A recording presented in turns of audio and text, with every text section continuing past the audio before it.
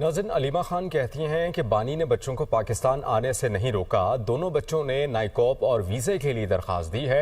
हैरत है कि एम्बेसी वाले कह रहे हैं कि बच्चों ने कोई दरख्वास्त नहीं दी। सफ़ीर ने कहा कि वजारत दाखिला से इजाज़त लेनी है।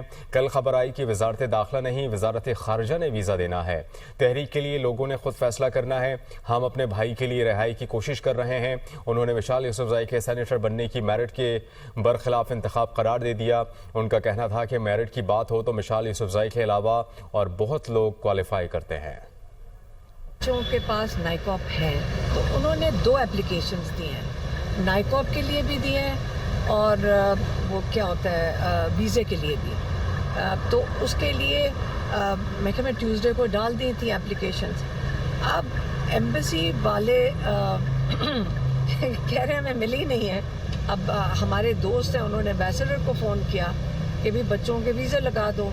उन्होंने आगे से कहा कि मुझे इंटीरियर मिनिस्ट्री से अप्रूवल लेना है। तो आगे से कल वो खबर आई कि जी इंटीरियर मिनिस्ट्री कह रही है कि हमारा काम ही नहीं बनता, ये काम तो बनता है मिनिस्ट्री ऑफ फॉरेन अफेयर्स का और एम्बेसडर का।